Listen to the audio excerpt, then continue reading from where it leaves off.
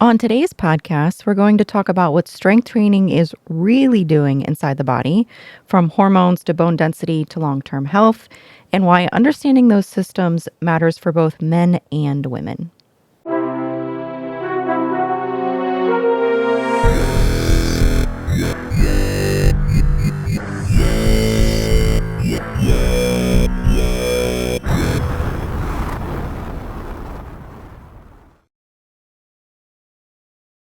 Okay, we are back to talk about strength training. We have done a bunch of research on both how it affects men, women.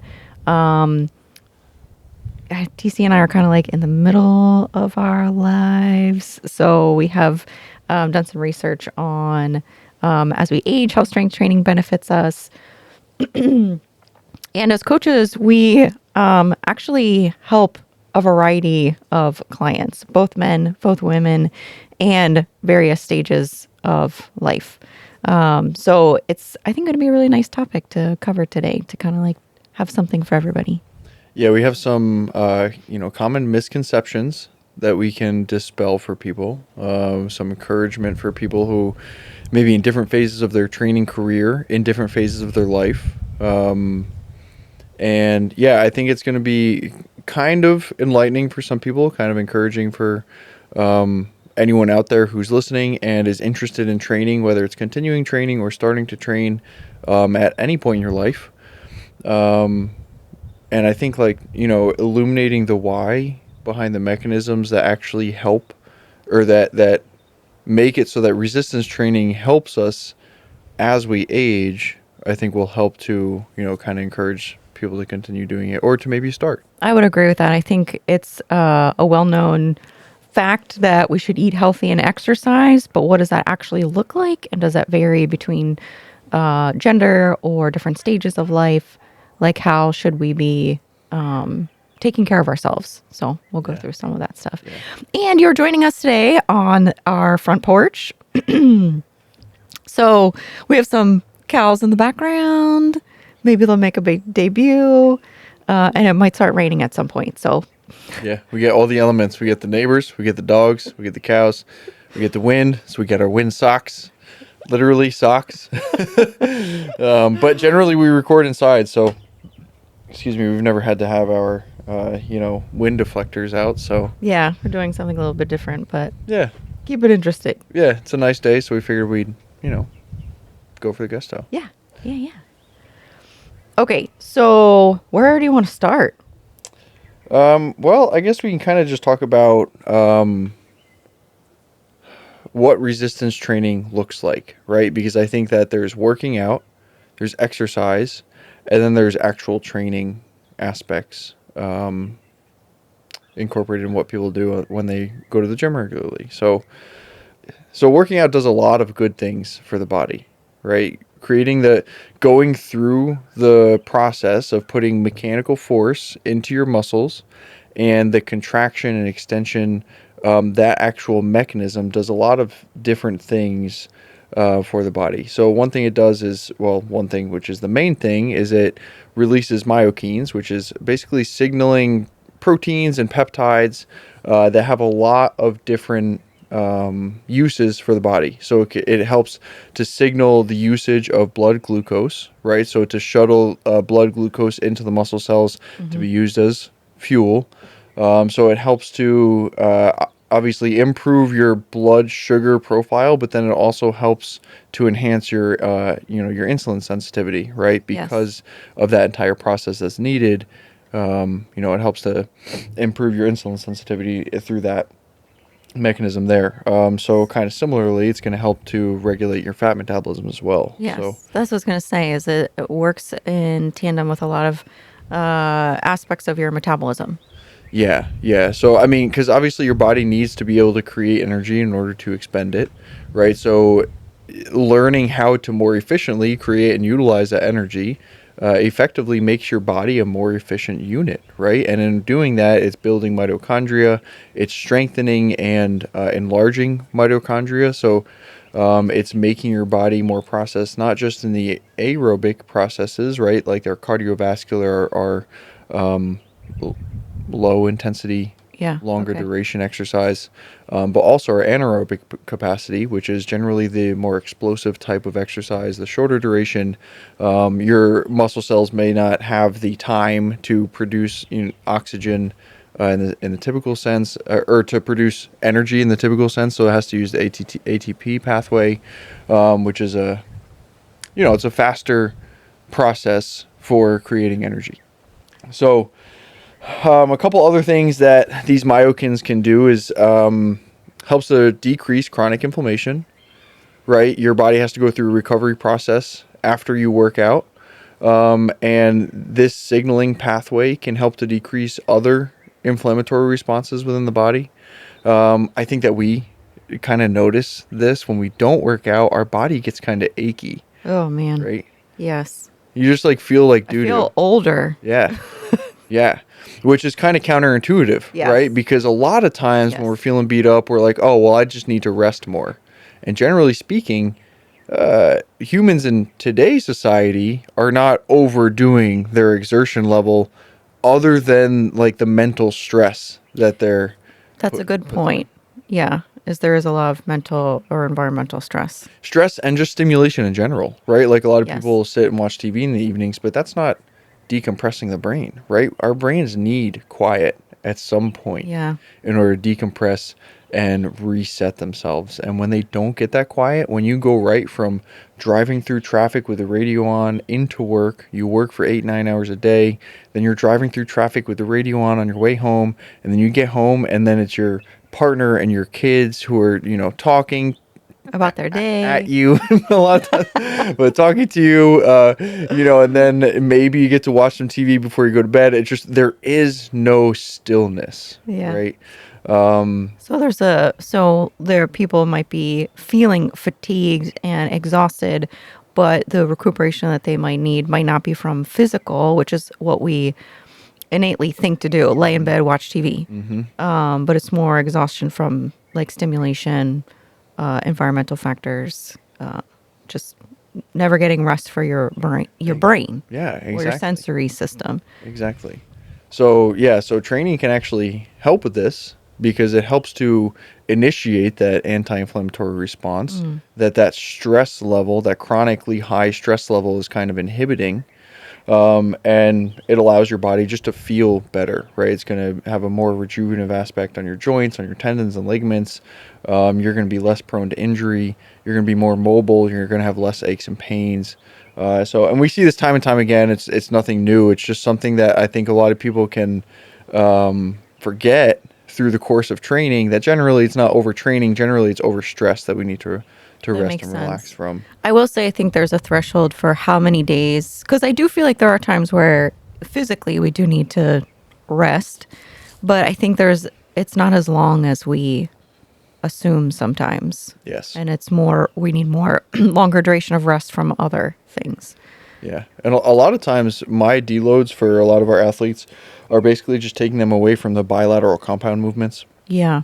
because they have a much higher CNS load, right? So your central nervous system, that's your governing factor, and that's where all that stress resides, whether it's mental stress or physical stress. So if we can allow you to continue training, allow you to continue to go into the gym and A, have that me time, right? Because Right. I think that's beneficial for everyone.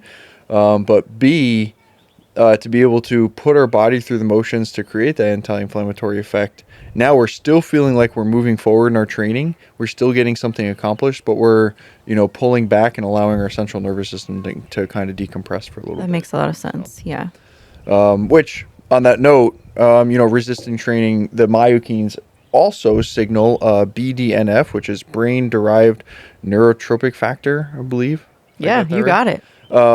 Which is basically thought to have, cognitive, protective, and I think performance improving, maybe some slight performance improvements there. But if it's protecting your cognition, then I would assume over the long term, at least, it will, be seen as kind of improvement there. So. Yes. Yes.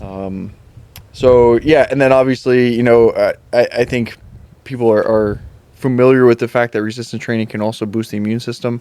Obviously, if you're pushing to the absolute limit, sometimes it can detract from that, and I think Yes. that sometimes it can make you more prone to illness, and you have to be a little more careful. Yeah. But I think the general gym goer, just getting out and getting some movement, getting out into the world, and not being like stuck in your cubicle in your air conditioned house. Even if you're going to an air conditioned gym, I think it's a different environment, maybe exposing you to some different things and strengthening that immune system. So, yeah, what did I miss? Well, actually, I was going to ask you a silly question that I feel like people would be curious about. So you're talking about the benefits of strength training. So how does it work for body fat? Or the common myth that muscle burns fat. Is that true? Muscle burns fat? Well, not directly, I guess. But I am a big proponent of, and we teach all our athletes this when they first come to us. It's like, I just want to tone up. I just want to slim down. The way that we're going to do that more effectively is by building a sustainable lifestyle, right? Mm-hmm. And if we just diet you down and give you a bunch of cardio, you lose 100 pounds. Great. What's going to happen as soon as you change that diet and you stop doing all that cardio? You mean you can't live on The Biggest Loser TV show? I mean, you could try, I guess. But I'm pretty sure almost all of those contestants gained it back. They did, yes. So that's the issue with that, right? Whereas when we're looking towards building long-term sustainability, what we look at is the fact that each pound of muscle that you have on your frame burns about 50 calories per day extra, right? So just by being alive, if you and I were to sit next to each other all day, I would still burn, 150% of the amount of calories that you're going to burn just by sitting there and just by math on our lean body masses alone, because that might also be a little bit different too. So people ask me, what should the first thing I do? Should I try to bulk up? Should I try to lose weight? Should I try to slim down and then bulk up?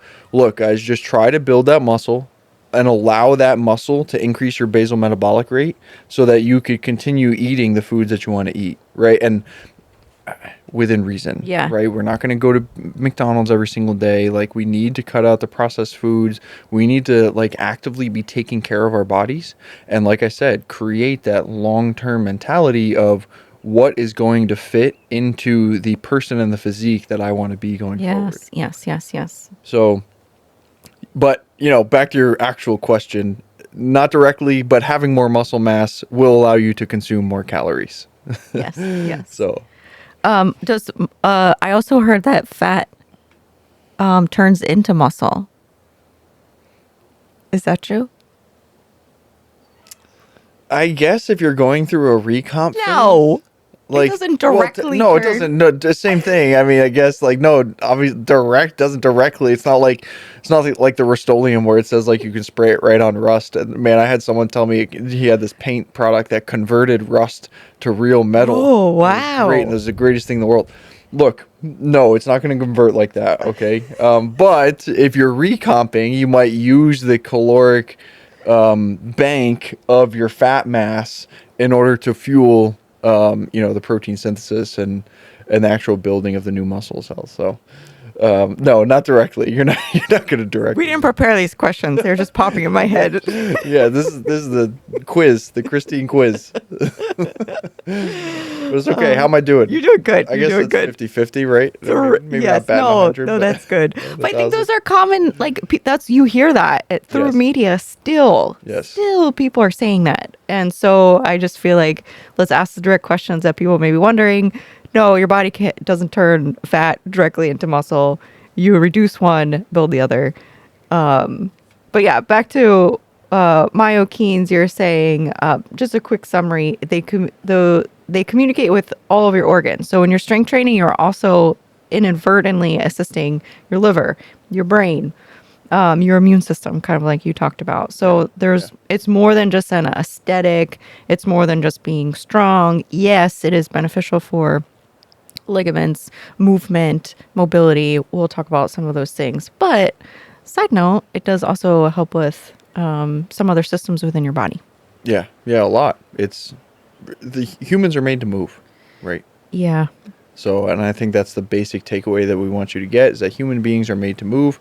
And when we don't move, we see age-related issues. Well, what society deems as age-related issues, which we're going to kind of break down and look at more, look at these things more as lack of use issues. Yes. Right. So it's yes, it's age because, we're going through time and we're all technically aging, but it's really a lack of use problem that we're going to talk about. And the two big ones are sarcopenia and osteopenia. Okay. So we'll go into the first one. Yeah. Talk about some sarcopenia. Yes. Great. Okay. You want to give us a definition for that? Okay. Sarcopenia is, Yeah, the definition that is listed says age-related. age-related muscle loss. Yeah. But is it age-related? I think we can say that it's muscle loss. Yes. Because you can also see sarcopenia in like muscle wasting illnesses, Yes. But generally speaking, it's termed as a age-related muscle loss problem. Okay, so we see sarcopenia happen in various populations for a couple different reasons, right? Like we said, generally speaking, it's a lack of use thing, right? Use it or lose it. Yeah. Now, this issue is generally exacerbated when humans go through different aging processes, which generally speaking lower their hormones. I also think that age probably makes you less efficient at using these hormones over time. So that might be part of the issue too, because I know that, as we'll talk about later on, resistance training can help to increase your sensitivity to these hormones. Yes. Not all is lost. Yeah, exactly. So People think they're just, and I understand it, because like there are some things that are out of your control that just naturally happen, and so it can feel very overwhelming, or like you just have to. I've heard so many people say, well, it's just part of aging, or it's just you just go with the flow. And I don't want to speak out of term because I haven't gone through certain stages of life yet, but I do see vast differences between people who do continue to strength train and take care of their bodies in certain aspects that do operate very differently than other individuals that don't. yes. So Muscle loss. keep training. Resistance training, yes.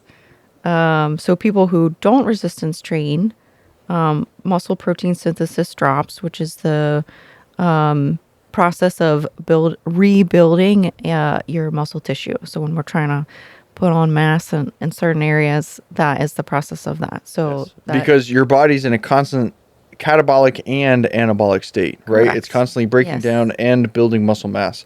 And I think that's something that, a lot of people don't realize, right? But it's breaking down muscle mass, and then it can be using those proteins to resynthesize, right, and make new muscle mass, or it could be putting that towards energy if we're in a low energy state, right? If we're dieting, and we're not getting enough protein otherwise, or if we're just not getting enough protein in our diet, period, or if we're not actually resistance training and giving our body a reason to build that new muscle mass. Correct.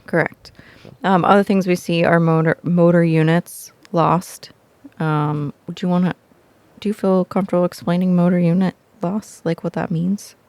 So basically, another thing that we start out with in trainer athletes is talking about how the very first adaptation that you're going to make when you start training is neuromuscular, right? So we have to build the motor units that control our movement patterns.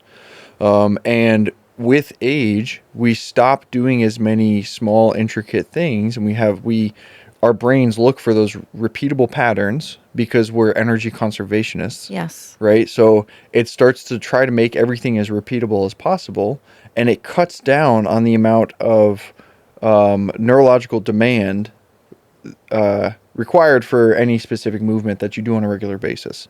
Okay. Right? So as those things start to cut down, then we have to basically relearn how to do those movements, right? So resistance training helps in this. So let me back up a little bit. The very first thing that people lose is generally strength, not muscle mass. Now, I think guys, as we get older, notice muscle mass loss first because we have more muscle mass, so we're stronger. Sure. And like that drop in neurological recruitment might not be as noticeable initially, whereas you can kind of see your muscles like kind of slackening and not being as full. because of, maybe lower testosterone or stress or whatever it is. So, Correct. Yeah. whereas women generally notice the functionality difference and decrease. And I think that could also be because of like how the hormones shift from one sex to the other, like from men to Yes. women. We have different types of hormonal shifts, whereas Right. men are a little gradual. Women kind of live in stages and phases. Yes. So, yeah, so that's basically the gist of it, right? Is like we have to maintain these neurological highways, for lack of a better term, and when you don't, they get overgrown, right? It's just like a pathway in a jungle. If you're not walking through there with your machete, cleaning it out every once in a while, it's going to get overgrown, and it's going to become more and more difficult to traverse that path. Okay, that makes sense. So movement, continuing to move, helps you continue to move. Exactly. An object in motion tends to stay in motion. Okay, and then you talk about neuromuscular efficiency, and how if we don't use it, we lose it. Yeah, and the more you do use it, the more efficient you get, right? Yes. And the easier it is for you to learn similar movement patterns because you already have the basic movement pattern Yes. mastered. Yes. Yeah, I do feel like that makes a lot of sense what you're saying about people getting efficient with your body being efficient in its movement, right? Because it's looking to conserve energy. If you ever prepped for a bodybuilding competition, you know that your body will do everything possible to conserve energy. We have we have chickens and a rooster in the background. So your body is essentially, whether it's in a prep or any time that it's trying to conserve energy, it's learning patterns to keep it surviving and to keep your energy expenditure low. So we fall into patterns of behavior, which I think is good for the strength training. Allows, especially if you use a coach or send in videos and stuff like that, allows you to kind of explore how are you moving? Mm-hmm. Is it efficient? Is it not? How can you improve it? Because if we go to the gym and we've worked out for 30 years and we've always squatted this way, but now we're starting to get some knee pain, or we're feeling like our back is too tight to squat anymore. Like, what actually is happening there? Like, have we just kind of shifted into like compensation patterns around injury? Have we like shifted into energy efficient but hard on our joints? That's a whole segue, extra bonus thing that I was just thinking, but I'll blame it on the That's chicken. a good point, though. Yeah, and because we do have athletes like that, and a lot of times they say something to the effect of, "You're acting like I've had these compensation patterns my entire life, right? But I've never had an issue with this before. Why?" Right? So we have to be able to explain that A, we're pushing our bodies like we have not pushed our bodies in the past. B, maybe over the past few years, we've been a little more sedentary than we're used to without even realizing it, right? And a couple years sneaks up on us. So I know for me, like the past 3-4 years, I've been a lot more sedentary, and I've taken my previously active lifestyle for granted until I was forced to like actually sit down and think about the amount that I'm moving and how I'm moving, which may be contributing to my current compensation issues. So that's outside of age. That happens to everybody. Yes. And that's the other tough thing to explain too, is like, it's not, a lot of people like to say, well, I'm getting old. My knee hurts. Well, I'm getting old. I have a bad back. Well, that's not necessarily the case. The human body is made to be exceptionally adaptable and recoverable. And, I think when we forget that and we just use age as a crutch, then it's very easy to be in pain all the time. Yeah. So, I think it's important just to have a forward-thinking, solution-based mentality. Yeah. And you can still do things that might just shift a little bit. Yes. Like you may need a little bit more mobility work or a little bit more warm-up. But there's still benefits to doing similar things. You don't have to just cut something completely out. Yes, and honestly, we probably should work not to cut things out, right? Unless we've had surgery or we have a catastrophic injury or something along those lines. If it's just, well, when I squat, it hurts my back. Okay, I mean, I guess you can say I'm just never going to squat again in my life and get a stand-up toilet Oh and not no. sit at a dinner table. You know what I mean? But like, Yeah. or we can think, what am I doing wrong in the squat that's causing me pain? I do feel like load shines a shines a magnifying glass is not a phrase. Working under load will magnify issues that we already have. It will just kind of like illuminate them a little bit more. Yes. So yes, you may have, if you're sitting down in a chair, you may not feel an issue, but when you add load and you try and do a similar, am I saying that right? Yeah, yes, you might not feel pain, but like, man, how many of those exact people, when they get up out of a chair, they like hold their breath and they go, as they're standing up, Yeah. right? And it's because we're bracing improperly, right? That's every single time. That's what it is, because we're bracing through the low back instead of the abs. And adding weight actually forces you to work on that, so that we're not putting extra mileage onto our body every single time we get, sit down and get up out of a chair. Yeah. So yes, I think that putting weight definitely exacerbates it, but it allows you to see what the issue is so that we can start to work on it. Yeah. And one important point too is like if you have been strength training, our encouragement is to continue strength training. Do it intelligently, like to check how you use a coach, check in with yourself, like whatever to keep yourself progressing forward. If you have never strength trained before, because there are populations that are now they're retired, they're done raising kids, and they're like, wow, I need to take care of myself. You can jump into strength training And make progress. Yes, like you don't have to like, well, I've never done this before. I probably shouldn't. We'll talk more in detail about that too. But like there's a place for that as well too. Yeah, yeah. I'm sure there are some people out there thinking, oh, well, you guys are in your 30s. It's easy to say this stuff. Yeah. But we're going to talk about some research that they've done, and it's multiple studies, not just one study, but it's multiple studies where they have shown that no matter what age you are, you can improve your strength and your lean muscle mass. Okay, men, women, doesn't matter. Training can help you, and you can continue to improve. The only thing that changes is your absolute ceiling, right? The older you get and the older you start, the just logically speaking, the less time you have to reach an ultimate potential, right? That's Okay, yeah. basically all it is. So, and yeah, as we get older, we might make progress a little bit slower, but we can still make progress. So the age old thing of, I'm too old for that, or Yeah. well, I'm old enough now, I can only work out to maintain. Like, no, we can make improvements on a consistent basis. So, yeah, we want this to be empowering for people, not and not anything other than that. So, okay, so we have a couple other notes on the men versus women, but do you want to kind of go? I mean, I guess hormones and strength training is very similar to that. So, you want to take that? Oh, are you pitching it to me? Okay, yeah, here. Okay, yeah. So for men and women, muscle is a little bit different, but there are definitely similarities. Muscle protects health in both men and women. So everything we listed before applies to both genders. The consequences of muscle loss is a little bit different. So for men, muscle strongly influences metabolic health and insulin sensitivity. Is testosterone gradually declines with age. So that leads to a little bit of slow muscle loss over time.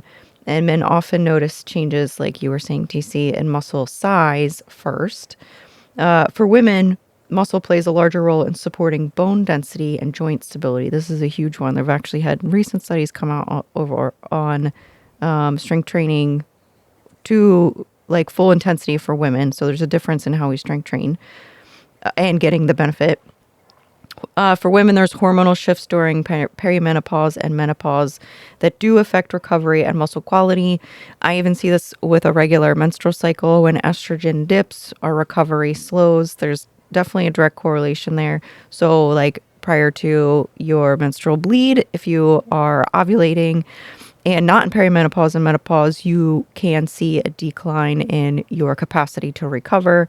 And then I also see this with women complaining a little bit more of like aches and pains, being sore a little bit longer, just feeling a little bit more beat up in phases of perimenopause and menopause. So that's why we need to be intelligent about how we incorporate the benefits of strength training for different stages of life.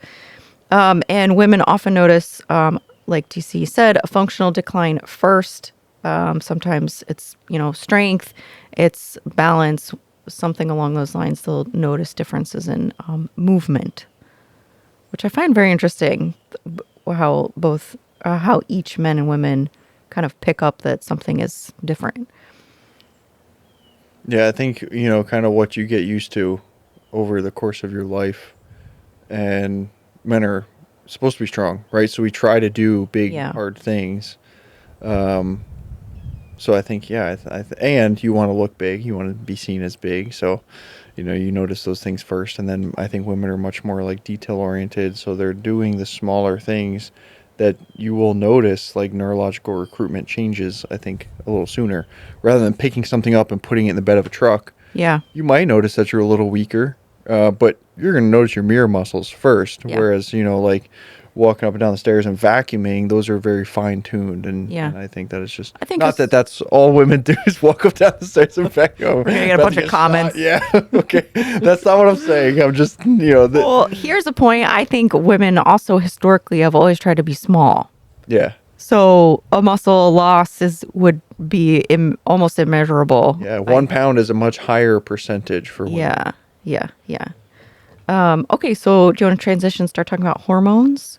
Yeah, so I think, so in terms of like aging, working out, and actually this is something that I have verbalized in the past, is that compound lifts boost your hormone levels, specifically testosterone.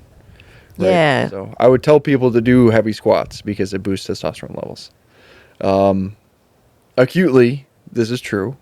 Right, doing any kind of training does acutely raise them, but generally speaking, it's not like a chronic rise in testosterone. It is an acute rise that comes back to baseline shortly after, right? Yeah. So you don't become testosterone level 350 to now testosterone level 1000. Well, that's what happens when I do squats. A couple weeks later. Like all the time. There's a spike, but then it's short-lived. Yeah. It doesn't make just all for the long term make your testosterone levels higher. Yeah, exactly. So what it does do is I think it makes your body more efficient at using those hormones. Right? So I think that, the receptors become a little more sensitive.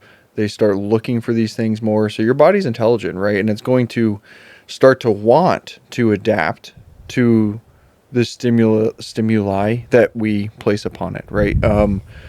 And so it's kind of like, it learns what you are trying to do. And that's why consistency is so important, right? You need to continue to show up because your body starts to learn the direction that we want to move it towards. And it can help us in that endeavor. Yes. But we have to allow it to. Yes. So what are large... Okay, go ahead. I didn't mean to cut you off. Well, I was going to ask you a question. Oh, yeah. Okay, here. So in addition to the testosterone drop, because it's like, 1% per year or something after age 30 for guys? Correct. What are some of the other factors that can contribute to muscle loss? Okay, this is a big one. Men, write this down. So we see decline in testosterone from lifestyle factors in the male population. Those included are poor sleep, chronic stress, under eating, and excessive endurance training. So we have someone working in corporate America who is trying to pay their mortgage. They're trying to take care of their family. They're getting up at a crazy time in the morning to drive into work, to do long hours, to come back home. They're getting in like 1-2 meals a day, throwing back energy drinks. And now they're trying to lose weight, so they're stopping by the gym on the way home from work and doing 2 hours of cardio. They're running. So yeah, huge stressors. All are factors. If we think about cortisol, we've talked about previously in or chronic cortisol, I should specify. The sleep, the stress, under dieting, all of those stuff. All of those will increase your chronic cortisol levels. And cortisol is a stealer of testosterone. There's a direct link. just like it is also for progesterone for women as well too. So when we live in states of chronic stress, we do affect our natural hormone levels, both men and women. Yeah. Well, I think, and you've also told me in the past that your body can utilize cholesterol in one of two ways, right? It can make cortisol or it can make testosterone. And when you're stressed out, it's going to make cortisol. Yes. And when we're Well, not cortisol stressed, is a backbone of our sex hormones. So yeah, it will steal as well. yeah. So, yes, it's very important to protect your mentality. And, some guys like to be macho and say, I can do it. And I'm sure you can, but there's a difference between doing it and doing it well. So we want to make sure that we're doing it as well as possible so that we can do it for as long as possible. Well, I think that goes back to us understanding what is wearing us down. Is it physical activity and like challenging ourselves in like good ways, or is it just like everything is pushing us to the limit because it's all compounding? Yeah. For women, testosterone still plays roles in strength, mood, and recovery. I will see people that will have better moods when their testosterone is regulated correctly, even women, and recovery as well too. So I think that some women don't even think about testosterone because the stigma is that it's a male-centered hormone. There is very little research on testosterone benefits for women because there are risks if we're thinking about like exogenous testosterone and utilizing that to help with HRT. But there are definitely plenty of benefits. I just think it hasn't been studied enough. Most of it is getting directed at men. But testosterone is really important for women as well, too. For women, we see more chronic dieting, excessive cardio, suppressing hormone function, and it happens very quickly. And worrying. Yeah. Yeah, that's All true. my women That is true. warriors out there. Worry cardio and don't eat.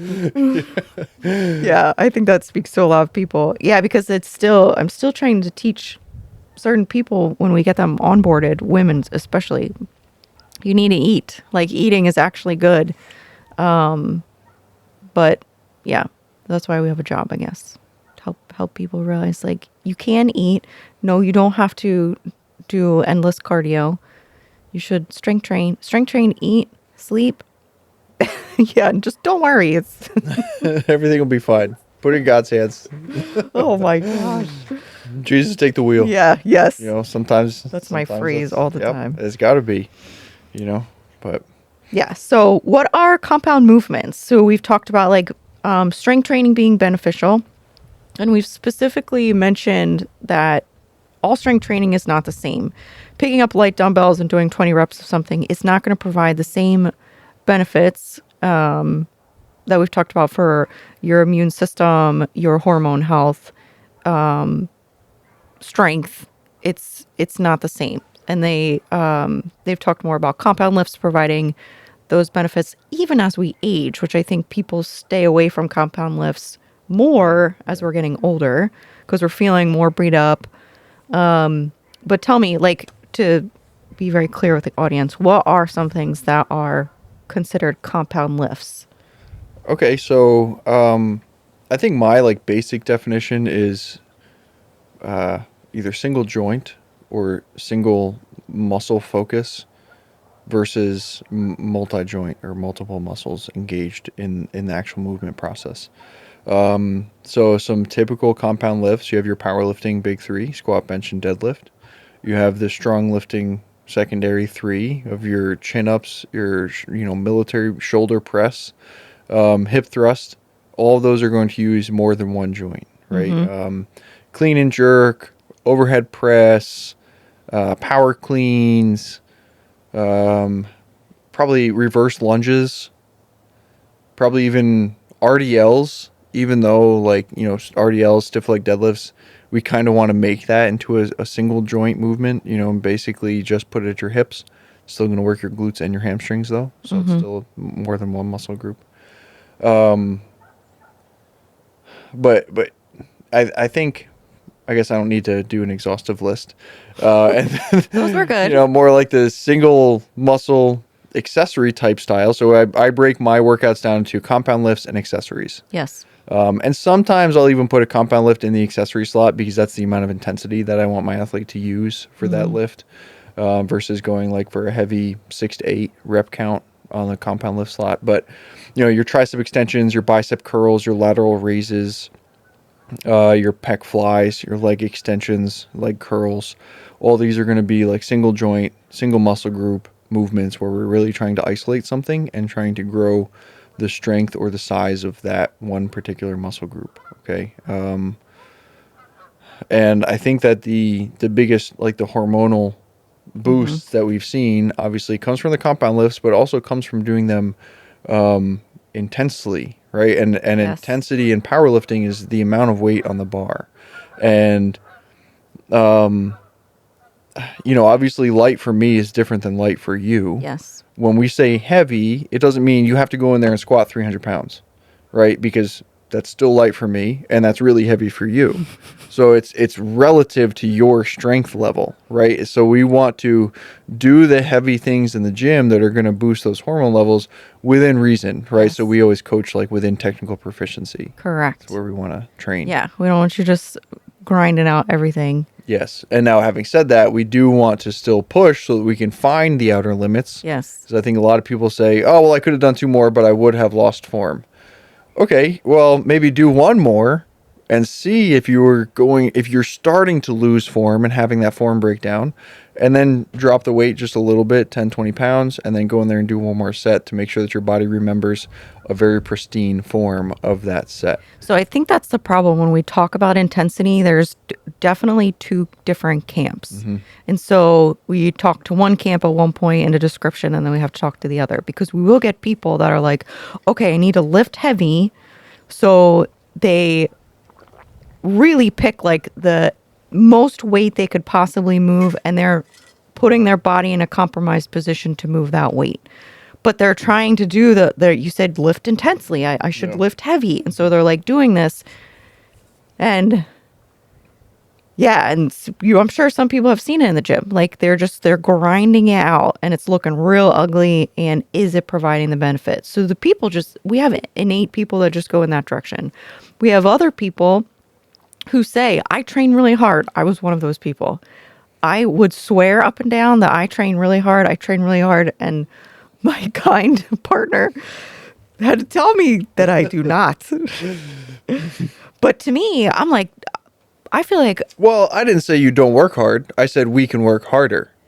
That was the kind way to say it. Well, no, that's just a differentiation, because you are working hard. It's just not as hard as we possibly can. Listen, I've looked back at my training videos. I was not working hard. hard. It's all perspective and focus, right? And learning that just because I'm doing something doesn't mean that there's nothing left to give. Yeah. And at that men's retreat that we went to this past, well, I went to, one of the things that I said that I loved about being an athlete and playing sports is that, growing up, I always loved the idea of something that demanded everything that I had and then asked for a little bit more. Yeah, that's every time. Every single time you go to do it. I loved it. In football and wrestling, lacrosse, and weightlifting, every time that you think that you're pushing as hard as you can, the fact that you didn't keel over and die kind of tells you, okay, I can still push a little bit more. Yeah. And you know what? That guy beat me in those last sprints. I'm going to push a little harder, and I'm going to see if I can beat him. So, oh, babe, you're so competitive. Yeah, okay, but going back to what you were talking about lifting weights in the gym. So the other camp of people who say that they lift hard or they lift intensely, I work hard in the gym. Go ahead. We have to teach people that maximum effort is a learned skill set, right? It's not something that everyone can do. Maximum physical exertion is difficult, okay? I did not know what that meant until I started powerlifting. I'll be very honest. Yeah. Because using your whole body to move weight is very exhausting. Yeah. So compound lifts do that. They provide that stress.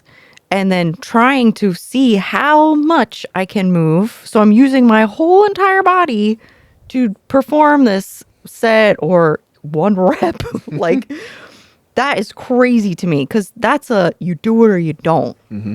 And where is that line? And I had never really Yeah, most people. going near that line Yeah, most people. because one, you don't want to hurt yourself. Yeah. So I had to learn how to lift correctly first, which I thought I knew that too. There's a lot of things I thought I knew, but that's, I mean, that's, I think the proper way to kind of like build it is learn how to lift. Once you have a good understanding, then you can increase the intensity, and then it's just you continue to progress from there. Yeah. Being successful at anything is simply mastering the basics, right? And an elite level powerlifter, they don't have these crazy programs that no one else can do. They don't. They're super simple. And the stronger you get, the more spaced out your workouts are. So it's not like they're training 7 days a week. They are practicing stress mitigation at an elite level. They're practicing their actual form repetition at an elite level, which means that they record every single set that they complete for a specific lift, and they watch it back as soon as they're done with that set, right before they go into their next set. Right, so they're creating that form repeatability that allows you to continue to progress. And I think those principles were really important for bodybuilding. I feel like that 100%. applying those to hypertrophy training, like make your sets or make your reps the same. Yes, Like make pretty. them efficient. Like, are you building this muscle, or are you just trying to rep out 12 reps of something to you're move trying to on move to the the next weight. thing? That's why I stopped doing supersets, because I felt like I couldn't find, like, my body needed to actually rest because I was actually working hard. So yeah, I think that powerlifting is definitely Powerlifting and bodybuilding definitely go hand in hand, right? And I think that they seem on surface level to be very different sports. yeah. Excuse me, but I really think that practicing one in the quote unquote off season, the non-competitive season of each sport, you practice the other sport while you are in your growing phase, and you're going to come back to your competition phase much more well adapted.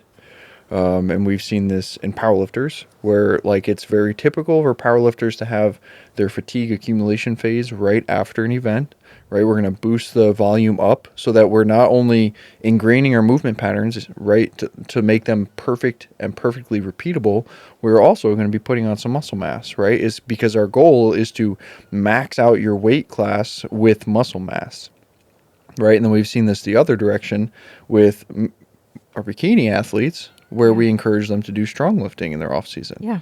And as soon as they're reversing out from a show, now they're not just thinking about the fact that all these lines are disappearing.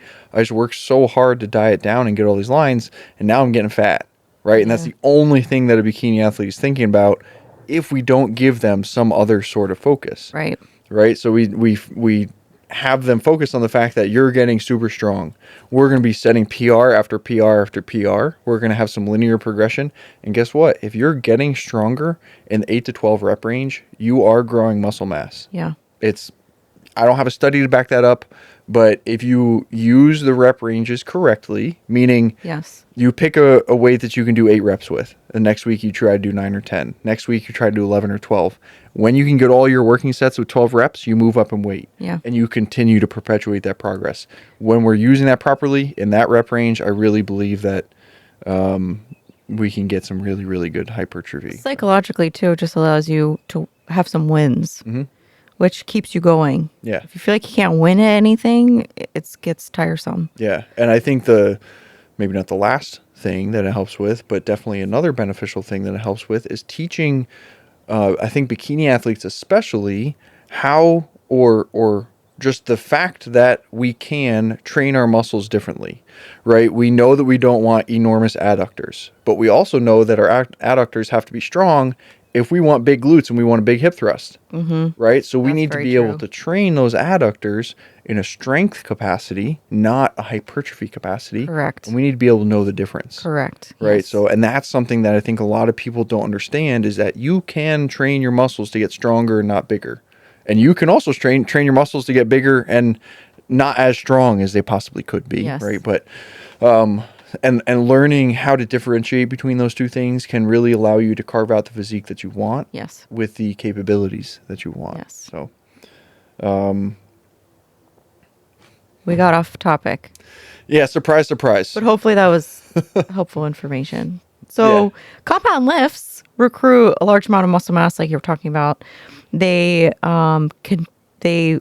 create significant stress, and they increase several hormones, including testosterone, growth hormone, IGF-1, catecholamines, Epinephrine and norepinephrine. norepinephrine. Yeah. Chickens are going crazy out there. Yes. So it can increase those hormones, but generally speaking, the spike is Short. kind of short. It's like Yes. 15 minutes to an hour or something like that. Yeah, it's not long. So yeah, it's temporary. Generally comes back to a baseline, but I don't know, if you train every day, then you get those hormone boosts more frequently, right? And then your body's still used to producing these hormones, so maybe the decline happens slower. I don't know. So in addition to, I think, making your receptors a little more sensitive because they're having to utilize these hormones more often than non-training individuals. I think there are a lot of benefits there. Yeah, like you said, even though your baseline hormones don't necessarily change, the effectiveness of the hormone environment does change. So improved receptor sensitivity, and thinking about like preserving muscle mass as well too. It will affect them in that way. My fingers are getting cold. Yeah, it's cooling off out here. Oh boy. Cool off out here, everyone. Okay. It's okay. We're coming in on the last couple of things we want to talk about here. So Okay. Yeah, I think we covered a lot of like how hormones help metabolism, help your sex hormones. And then we kind of mentioned about sleep and chronic stress. yeah, I think in terms of lean muscle mass and building and maintaining, a lot of the low hanging fruit are things that people already have control over that they choose not to exhibit control over, right? Like their sleep duration and quality, their nighttime routine, Yes. the foods that they're eating on a regular basis. So yeah, I think all of those play a big role in building and maintaining lean muscle mass, right? And yeah, so I think I see you clicking around in there. So, so basically, what we're trying to get at is that your muscle growth is not solely dictated by hormone level. Hormones support bodily functions, Yes. right? 100% Yes. undeniable. But there are some powerlifting, like I've heard of a couple and really literally only two powerlifting athletes who have failed testosterone tests who are not on TRT, right? Wow. So they have super high testosterone levels. They weren't super strong. They were kind of strong, but they weren't super strong. And then we've also seen some people who have lower testosterone levels who are able to have higher muscle mass and higher strength potential. So it is not solely dictated by hormones, right? So if you have lower testosterone, it's not all doom and gloom, right? There are things that we can do in order to make our bodies more efficient at using the hormones that we already have. Yes. And at the end of the day, muscle growth is driven, generally speaking, by mechanical tension. Yes. Okay, so like doing the work. I've been a big proponent of time under tension and range of motion when we're talking about working out, right? And spending time under tension for me, like, they've done studies where they looked at the concentric versus the eccentric, the concentric being like the power movement, the eccentric being the lowering it back down. And the eccentric generally produces more muscle damage, which has in the past been thought to produce more hypertrophic activity, so more muscle growth. Whether or not that's true, I don't know if they ever verified that, because I do know that they've said that you don't need to create these micro tears in your muscles in order to get hypertrophy benefits.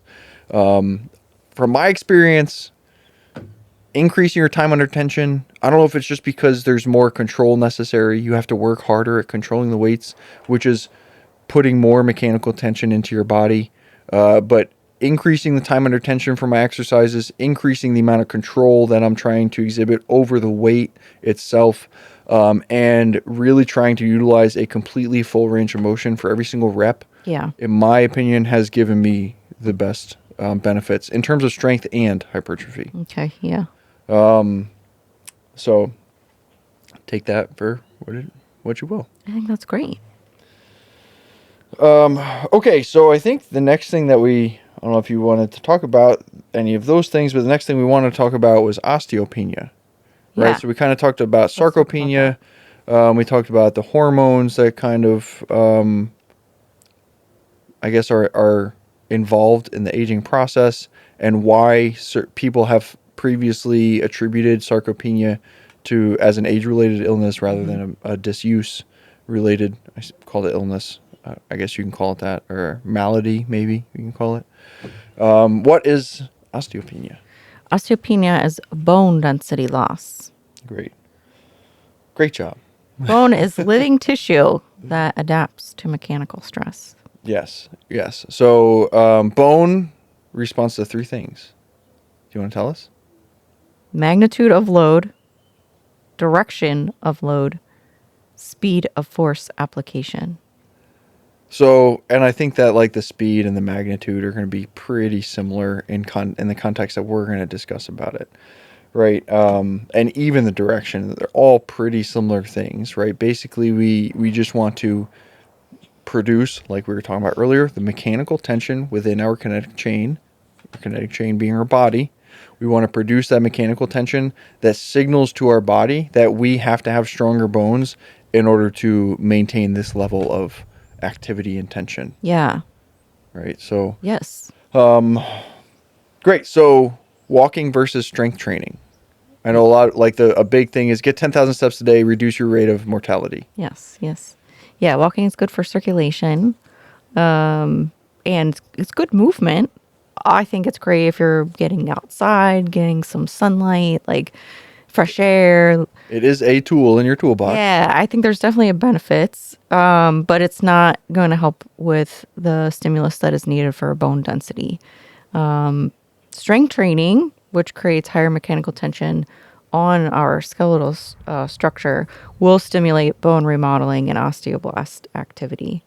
So the intensity of what you're doing directly does affect the processes that rebuild bone. I talk to my female clients about a lot of podcasts and stuff that we hear that's related to women specifically, because they're starting to do a little bit more scientific study on what helps women out versus just making general statements about health, and all the studies are on men.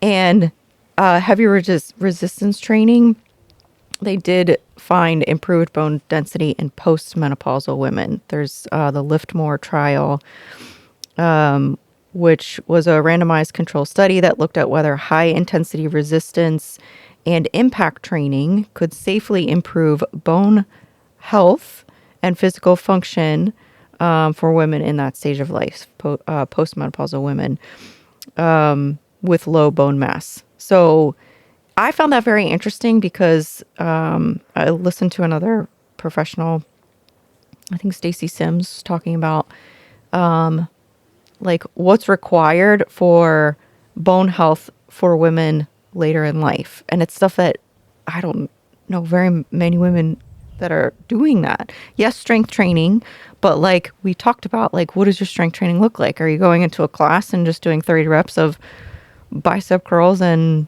like air hip thrusts, like, or are you adding weight to your skeletal structure and challenging your body? Sprinting was another one. Jump rope. So the impact of like a surface, so to speak, for like jumping and plyometric was beneficial. Then you think about like how dangerous, I guess, some of these heavy loads and sprinting like on a body that is like having trouble recovering, or maybe is already compromised from certain aspects of aging. But they did this whole study that brought out, or that talked about how it was safe, how they saw benefits. So I think it's really all in the instruction and how you integrate it, which I think is important for people to realize. First of all, realizing like you can do these things. It may be incremental in how you implement them into your life, but there are benefits. It's not just I can't do that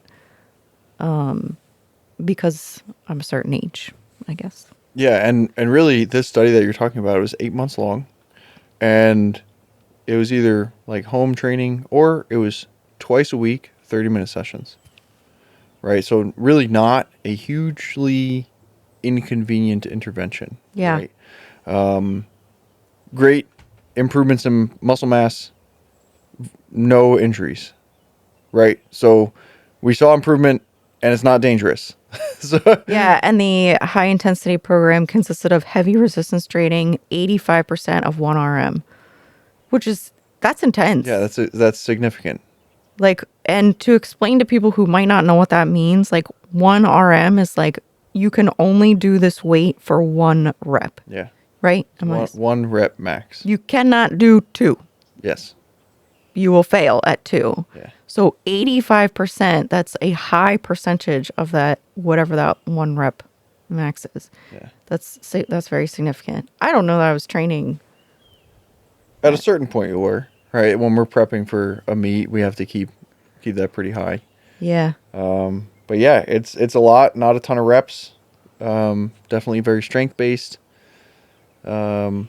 That was a good point to bring about that it was 8 months. Yeah. I didn't talk about the details. That's good. So, kind of a silly side point is I remember one time we went and got a DEXA scan in Washington D.C. and the guy was like, "Man, I've never seen a bone weight that high on someone your height." For TC, not me. Yeah. Let's specify it was TC. He was just talking to me, but yeah, it was like 10 or 13 He's pounds. got big Yeah, bones. nice, thick bones. Heavy bones. But I've been resistance training since 7th grade. The womb. No, we started doing like push-ups and sit-ups and running when I was 8, and then I got my first weight set when I was in 7th grade and fractured my back, and we got a weight set. Yeah. So yeah, I haven't broken a bone other than fracturing my L5 vertebrae, which started my resistance training journey. Are you sure? What else have I broken? What about your wrists and your... I've never gotten an X-ray that showed a broken bone. Does that count? We don't know what happened there. I splinted it with some popsicle sticks and it was fine. Okay. I wasn't around for that. That was before Chris Nicole era. Yeah, I wrecked my 4-wheeler and I might have sprained my wrist or something. I don't know, but How old were you? 12. He was a doctor at 12, guys. Well, no, I figured I was already in enough trouble, so I was like, I'm not telling my parents about this too. I already got paid for my 4-wheeler. I'm not trying to pay for the medical bills.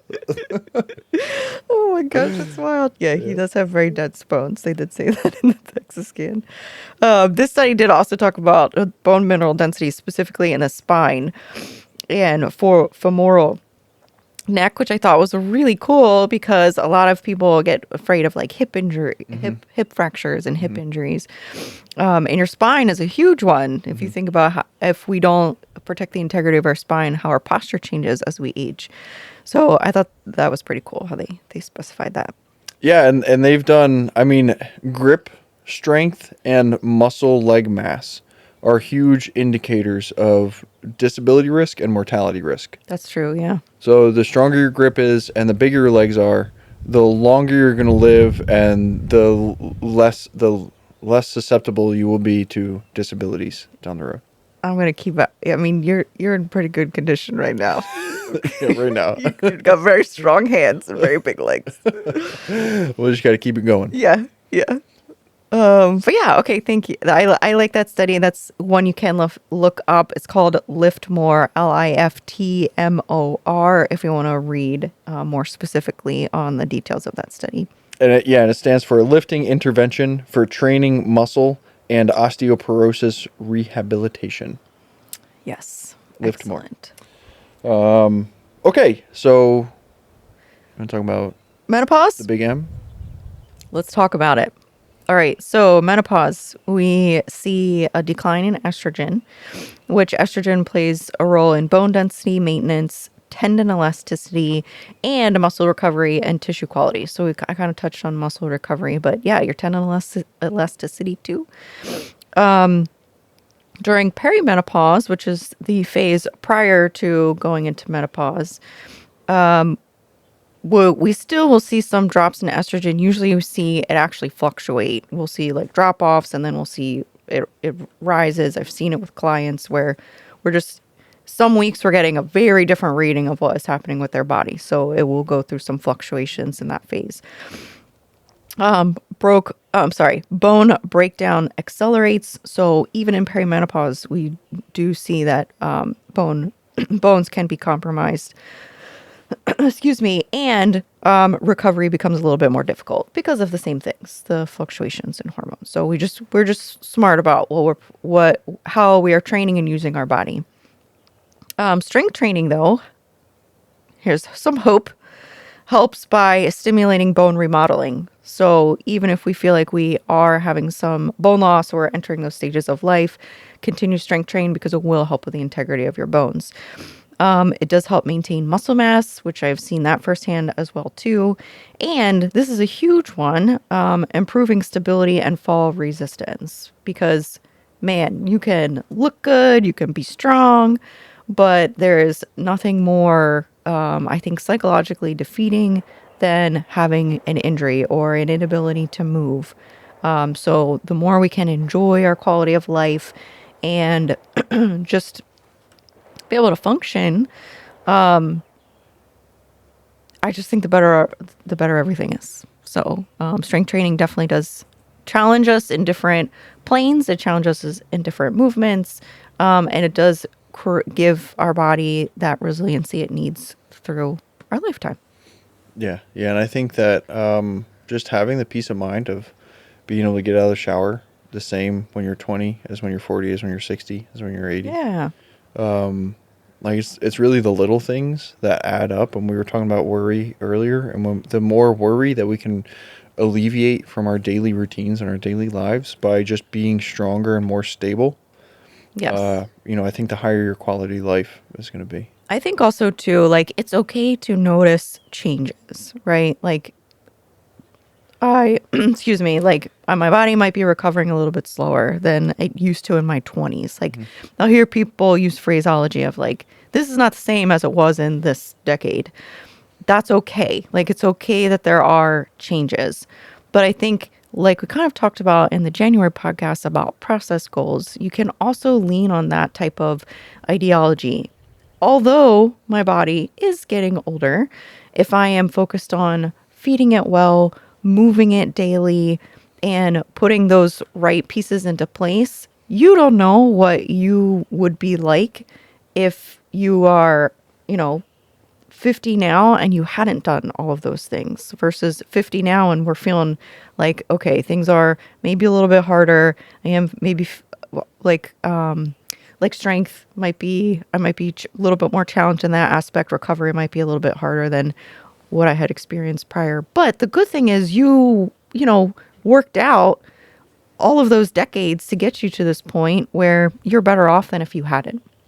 So I think that's a way to, and maybe that's me overstepping because I'm not in those stages of life, but just as an encouragement, like if you're doing those things to take care of your body, you're putting yourself in a better position than if you hadn't. Yeah, 100%. And also, I think it's important to remember that progress is going to come slower the older we get. Yeah. That's okay too. Yes. It's still important happening. It's important to be patient with that, right? Like the older we get, we should have more patience. So I think it's just a challenge to practice that patience and knowing that it's going to continue to progress. It might be a little slower, and our job is just to trust the process and stick to the plan. Yeah. So things that might typically happen is you need a little bit more time to warm up because we talked about dropping estrogen and, tendon elasticity and stuff like that. You might just need a little bit more time to prime your body before your lifts. This is going to be for guys too. Yes. Yeah. I'm sorry. Yes. Yeah. I think in general, as an athlete gets older, they'll experience needing a little bit more of a warm up. recovery becomes more important. It's more important. Got to earn your workouts. Tell our athletes, earn your workouts. Yes. So recovery looks like anything from mobility work, which I think you get a big return on your investment, especially in an older population. Salt baths, massage, it could be a variety of things. I think there is a key distinction between using modalities that help relax or loosen up your body, but then also putting in movements that help create greater or better ranges of motion, more control, more stability. So if we just train really hard and then go get a massage, and then we go train really hard and go get a massage, yes, we are getting some benefits, but we're also just putting our body right back into the same stimulus or maybe improper movement pattern after a massage that's creating the same issues that now we're having to pay for more therapy work. So I think just always be a student of the sport of strength training, because there's always something to learn and our bodies are always changing, adapting, new stimulus, all kinds of things. Things that should not change with age. Progressive overload, that's something that we can continue to keep in training programs.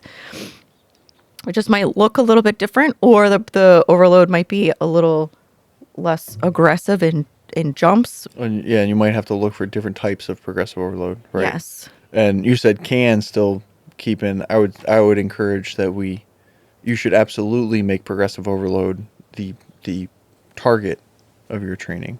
Yes. Yeah, you're right. Yeah. Which I knew that's what you meant, but That's okay. I just wanted to make Clarify. sure. Yeah. Make sure. Which progressive overload can look like doing one more rep per set than you did last week. It can look like doing one more pound than you did last week, right? Like you have some change plates, and there were a couple blocks for your bench Those press. are great. Where you went up 1 pound per week. And Yes. if you did 95 pounds last week, you did 96 this week. Then you did 97. You can buy 1 pound plates off Amazon and keep them in your gym bag. That's a hack. We should put that on our Amazon Reckless Training. Yeah, it's very useful, Storefront. especially if you're training your bench press and it's down around 100 pounds. It's going to be very difficult to get like minute changes in order to perpetuate progress, right? If you're benching 315, 5 pounds is going to feel like 1 pound if you're benching 100 pounds, so. Shoot, I was benching 115 and I couldn't do 5 pounds. That was a huge jump. Yeah, it's a huge jump. Yeah, it's like doing lateral raises or bicep curls with a 25-pound dumbbell and trying to go to the 30-pound dumbbell. Yes. Yes. That's why you have to be able to increase you have to have different metrics of progress, right? So if you're, the curl example, if you're doing 25s, do 25s until you can get 10, 11, 12, 13, 14, 15 reps, and then you can go up. And now, even though you're only getting 8 reps with the 30s, that's still okay. That's adequate. And now we can try to work our way back up to 15 reps before we try to increase the weight again. But yeah, because if your gym has 2.5 pound plates, you can, and you're using a barbell, the smallest increment you can increase is 5 pounds. So 5 pounds at some points is a lot. yeah. Okay, so things that should not change: progressive overload, meaningful resistance, and intent during training. Which means paying attention to what you're doing. Yes, I would definitely agree with all those points. Yeah. I see a lot of people just going through the motions in the gym. And then I ask them, what is this working? And they point to a completely wrong body part. Yeah. You can't build if you're not being intentional. Mm-hmm. So, or you can, but you don't actually know what you're doing. Generally speaking, you're probably just putting a bunch of mileage on your body. Well, if you want to build a certain area. Yeah, exactly. Be intentional. Yeah. So if you haven't lifted before, the minimum effective approach for most adults is 2 to 4 lifting sessions per week. Yeah. Minimum. Compound movements are a must, and gradual progression is a definite. So older athletes should still train heavy, but probably need to just be a little bit more conscientious about recovery, and smart about their training. Yeah. Okay. Okay, we're done.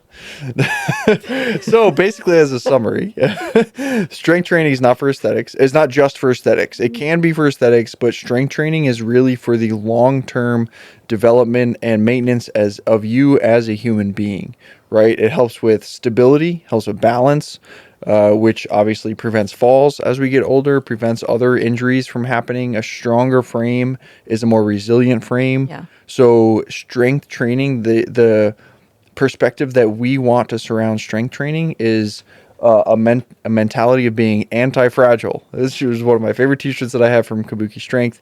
It just says anti-fragile on the front. And that's the basis of what strength training should be for people. Yes. You don't have to want to deadlift 1,000 pounds Yes. to go into the gym and hit it hard, right? And you can get to a certain point on deadlifts and say, I don't need to lift heavier on deadlifts. That's perfectly fine, Yeah. because guess what? I'm going to give you zombie front rack reverse lunges, and then you can try to go as heavy as you want on those, So there's always going to be a next evolution, and that kind of goes back towards improving your motor unit recruitment, right? So we can master a basic exercise, and then we can extrapolate that and expand on it just a little bit into a new exercise movement. It's keeping our brain young, right? Because we're having to create these neurological pathways in order to learn this new movement pattern. It's keeping our body young because we're creating that anti-inflammation effect. We're growing new muscle mass. We're growing new bone mass. And it's keeping us, again, in a state of prevention of injury because we are making our frame, our kinetic chain more resilient, Yes. rather than less resilient that it can become with age. Yes. And I think resistance training is uncomfortable. I think that's an important thing Yes. also to note, because we do need to be challenging our body. The enjoyment of resistance training comes, I think, from accomplishing the rep scheme. We've been a little bit better this time than last time, or a little bit heavier this time than last time, or finishing it and being proud that, like, wow, I did hard work today. Yeah. That's where I think a lot of the enjoyment comes from. Maybe there's also like a nice muscle pump and you feel a little bit good about how you're looking in your workout outfit today. Like, there's definitely, but I think the important part is to remember that it is work. Yeah, So should be hard. if you're uncomfortable, you're probably doing the right thing. And I think if we're just looking for a training session that is just going through the motions, or it's the same thing that's like every single time, every single week, we're Leaving a lot on the table. yeah. And I just want to encourage people to, and I know you always say this, look for discomfort, and I hate that so much. So I can't believe I'm going down this road. But just realize that, like, if you... I'm going to record this segment. No. So I can play it back on my phone. Backpedaling right now. I just want to encourage people that if you are feeling uncomfortable, that is part of the process. Yeah. We grow through discomfort. Your body needs to be challenged to be able to adapt, to be able to continue to do new things, or the same things sometimes. Like, Yeah. it needs that stimulus. So Yeah. hopefully that message came across. But anything else you wanted to add? I don't think so. I think you did a good job. Okay. I think you did too. I'm feeling like a popsicle right now. My toes are really cold. So Yeah. guys, it didn't rain, but if you caught some chickens or roosters or Gunshots, the neighbors barking. yelling, I really thought the cows would be over here, but they're busy eating. Thanks for joining us on the porch for this podcast episode. If you have questions about anything we went over in the podcast, the easiest way to reach us, I would say, is probably through our Instagram handle. It's at reckless_training. Just shoot us a DM. Like, you said this in the podcast. Can you elaborate? Or, this is my situation. What do you think? We'll be happy to answer questions. We do have a website, recklesstraining.com. If you'd like to schedule a consult, we've had people scheduling consults on there. You can get a free consultation with both TC and I. We can talk about your goals, what you're looking to do, see if what we offer as coaches would be something that could help support you in your goals. Again, we work with athletes everywhere from age 16 up through 60s, 70s. I've trained one lady in her 80s. She was amazing. So we're happy to help no matter where you are. If you just want to get better and you want to make improvements, we want to help. So you can visit our website. If you like this podcast, please do us a favor and leave us a rating or review, like, subscribe, write a comment. I don't care. I mean, we care, but if you'd like to help support us in that way, that goes really far. So thank you to everybody who has been really holding it down for us and showing us some love at Reckless Training. We're happy to bring you guys this new episode for this month, and stay tuned because we'll be back again soon. And with that, Work hard, stay humble, and train reckless.